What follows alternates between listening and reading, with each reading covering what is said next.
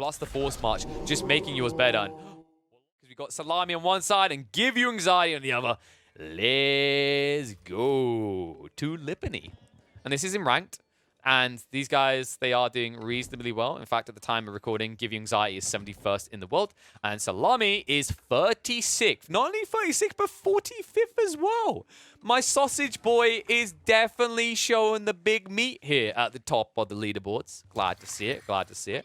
Always love seeing a fellow Apex Legends enthusiast turned Age of Empires enthusiast getting their time in the limelight. And what makes this really exciting to me is that Szalami is against the Deli. Honestly, it always feels like you kind of have an eyebrow raise type moment, right? Like I'm sure people when they see this against Szalami, like the eyebrow raise, like, really? Are you sure about that? The sausage man that knows the Civ inside out? Bold move, Give You Anxiety. I don't know. I feel like you're going to be the one anxious, though. That we'll have to see if everything you do is under a microscope. Because Szalami is playing a pretty powerful Civ on this map. Lipany is phenomenal for the Rus because of the ball locations. Usually they are situated off to the side a bit, but they allow you to push towards your opponent's base. That being said, in this game, I don't like the ball spawns that much for a Rus ball rush. They are both close by, but they don't allow for a proxy base. It could still be worth playing towards simply because they're close by, though, because it means that you get more longevity out of this proxy eco expansion, right? So I definitely love to see that at Szalami. You do need to be a little bit careful against the Deli just because they are very much a Deli. The Deli are very much a feudal tempo aggressor, right? They're very good at playing long feudal, pushing an early army, playing towards those sacred sites, and then naturally booming up ahead of you. Meanwhile, of course, the Rus do have a lot of advantages of their own in the wood department, which allows them to usually accrue great production lines for military forces in the early game, not to mention especially when you're heavily reliant on archers. And then there's also the idea of going multi-TCs, which with the layout of this map, if you start to kind of like wall off the east side, like you could actually set up a full proxy base. I actually got to say that if you come forward and you wall these in, this whole area is yours. You could build an entire base back here. Like, this is a little bit threatening what Szalami could actually achieve on the east side. And a fair point has been made. Like, you could probably get two balls close together. They wouldn't, like, you'd need a second hunting cabin. But if you pull this ball over here towards this one right here, you'd be able to get the hunting cabin next to the wood line. And then you could put a wood fortress a little bit close to the sacred site and then pull the ball over here towards it as well, to be, with the hunting cabin not being under a tree line. But the most important thing is, like, there's added benefit to this play, not just because there's two balls on top of each other, but because you're naturally going to deny one of the sacred sites away from the Deli player. And that's exactly what the Deli need. They want at least two of the sacred sites. The frustrating part about making this play is you are inherently giving over two sacred sites, though. Because when you look on the other side of the map, there's no ball here. It's too far away. And with these choke points at Give You Anxiety's disposal, he can easily just kind of like block you on this sacred site here and then easily layer this with outposts on the west side. So kind of curious to see if both players play towards their advantage or if one tries to deny the other. Golden Gate going up. Good timing for it. And this should set up a really, really good prime timing for the ball play. Remember that the first step off to go towards the ball is 4.5 minutes. The next one, 6.5. The latest we usually see is about 8 to 8.5 minutes. Considering that he already has got... Whoa. Okay, I must have like misglanced that. He hasn't got wheelbarrow, so this isn't a wheelbarrow. No, so this won't be a ball play at all. If he had wheelbarrow, this is a ball play. I expected him to have double broad axe. When I saw that he didn't have double broad axe, usually your assumption is the person has wheelbarrow instead. Especially when they have 250 bounty gold, so they should be pretty comfortable eco-wise anyway. But Szalami kind of taking a different approach to this. Curious to see what he's going to do, because I feel like you have to be present in feudal. If you try to rush castle, that can be easily punished by a Deli player.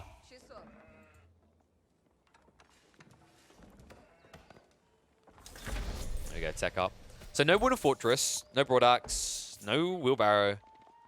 Has got 3 scouts, so not going into pro scouts either. What is the play now for Szalami? This could be like double archery range into pressure. The problem with going just double archery range alone and leaving it at that is that you are up against the Deli, and the Deli love to push horsemen. Remember, they can put down 1 stable, then with production efficiency, make it as effective as 2. And also it plays towards the economical advantages as they gather more quickly off of these berries. So they're able to, they actually usually have more food in their economy than other resources. And it looks like it is going to be maybe Pro Scouts. Yeah, it is Pro Scouts. Okay, so he's moving in. Szalami is looking to just yoink away all the deers. Interesting, because we don't really see Pro Scouts that often. It is a decent civ to do it against because the Delhi don't go for Pro Scouts themselves. Although, they will get an opportunity to punish you. Remember, this isn't the Pro Scouts of the old times when the Roos just dominated with this. No. Now when you pick up these carcasses, you move at old men speeds. And slower than Spearmen, in fact. Which means you can be chased down by early aggressive units out of the Delhi. So far, no signs of that. Finally, we are going to see the stable coming down from Give You Anxiety. Feels a little bit delayed, though. And the torch down in the meantime is going to be frustrating for him to deal with. Not the biggest deal for Give You Anxiety, as he doesn't really need gold now. He just needs Sacred Sites to tick that gold. And he will have that eventually. In 1 minute and 30, Sanctity will be unlocked, allowing him to capture these Sacred Sites in the Feudal Age and also get an extra 50% gold per minute, giving him 150 gold per minute. There we go. So Water Fortress down. Still no Broad Axe. He's lacking a little bit on the gold. He could actually sell 100 wood right now and get into it. It's a pretty valuable play at this stage, especially if you're going into Pro Scouts. Like, you just want every economical benefit you can get.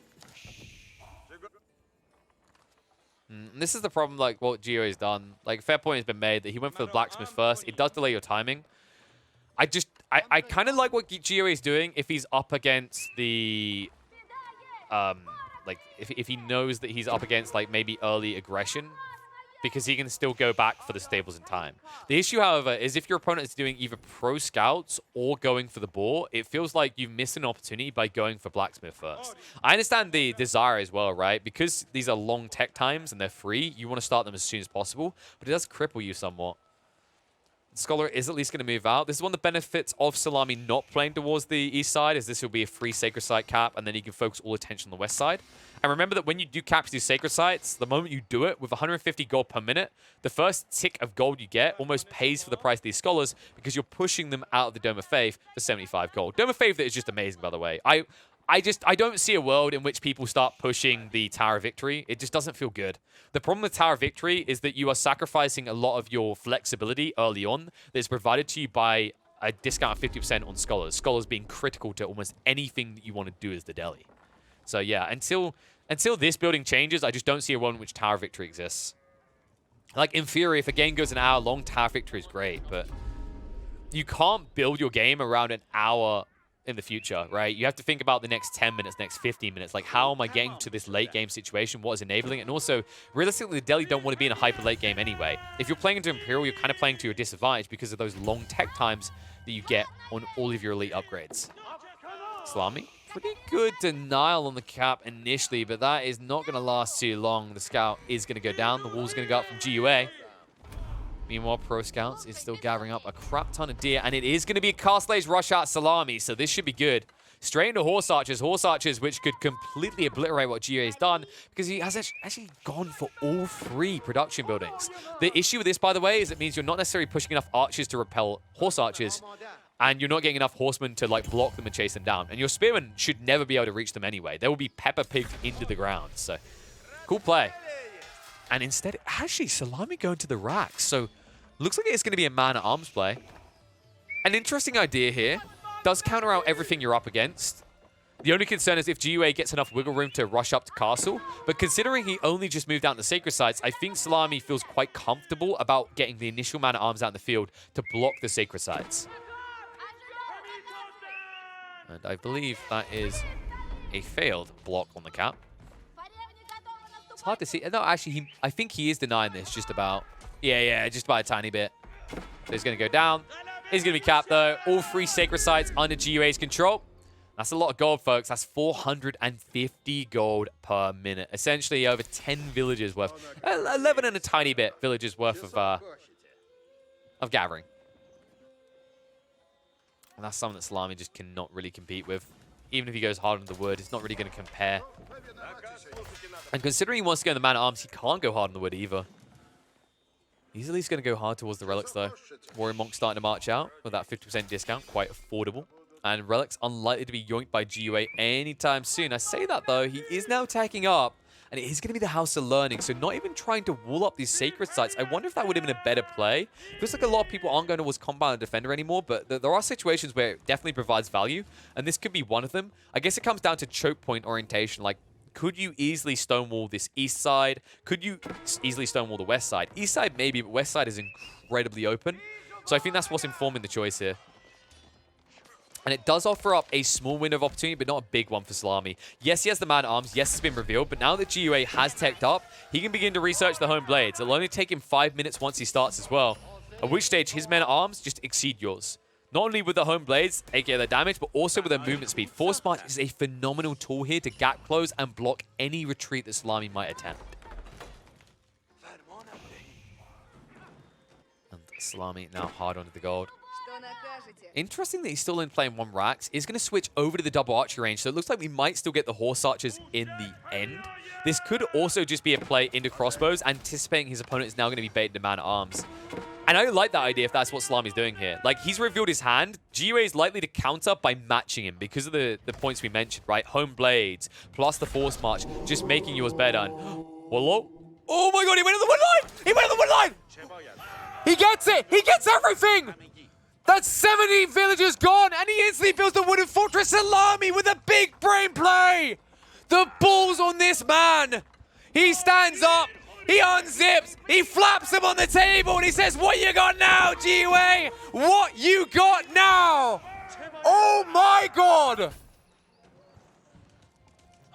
The snake!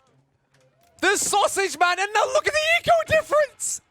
He's tripping up over GUA as GUA trips up in this game. 16 villagers versus 46! We are not worthy.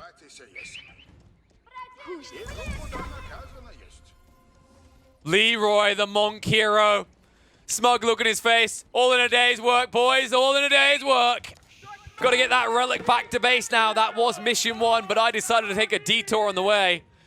And GUA, he is lost now. He is completely perplexed as to how that even happened. Vision is how it happened. GUA, so gluttonous, so fixated on the center and on his sacred sites, did not expect that to ever happen.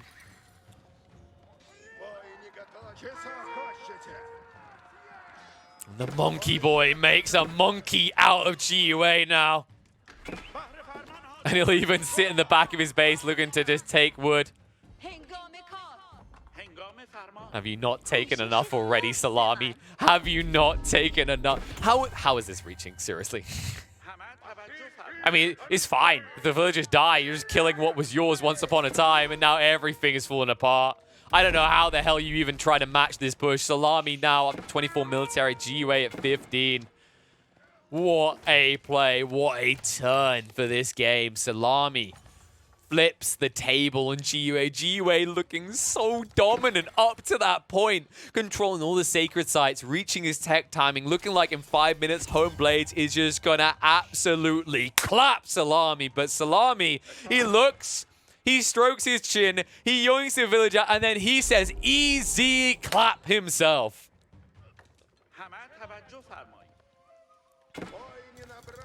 Wow. Very big shout out to Szalami. He recommended this game. I didn't read any spoiler about it. He sometimes likes to give a summary, but I just ignored it because I was like, I don't want to know what it is going in. It did not disappoint. Give you anxiety. I mean, demoralized, drained at this stage. Military continue to escalate. GUA refuses to give up. Remember, this is ranked, folks, so he doesn't want to give those points over for free, but this feels pretty much done. I just don't see a way back in outside of Szalami misclicking his army underneath the enemy TC. All he needs to do now is control the midfield. Be happy with 2 sacred sites being decapped from your opponent. And also with the relics being gathered up, it should be up to 3 soon, maybe. Oh, no. Okay, so GUA did get 3. I mean, I'm pretty sure you would have traded one of those relics for the extra villages at the point where you lost them. Like, that was a big deal. Remember that it was 11 plus, I think, 6 insta-died, so you lost 17 villages with that. 17. And now, because of that, because of the lack of able resources to push into production, this is only going to be a very productive fight for the Rus. As GUA's army is all but just going to be dispatched here. The horse archer's even marching past. He's done with them. He doesn't care. He goes deep. He wants to go into the Village Alliance. Scholar going to be targeted out first. Everything looking thumbs down. Give you anxiety. I don't know. I feel like these days I see him getting anxiety more than giving it. And this is definitely one of those situations. I think he's just taking his hands off of the keyboard and mouse to grab a paper bag and deep breaths.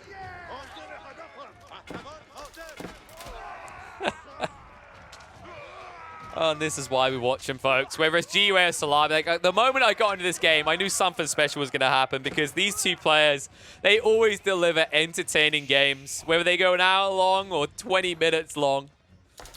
This one, it definitely delivered. He's even building a proxy base. He's building a siege workshop from the back. I mean, that's pretty much game. I don't know what you do now. Your army's depleted. Your resources depleted. Your opponent is building a siege workshop at the back of your bloody base.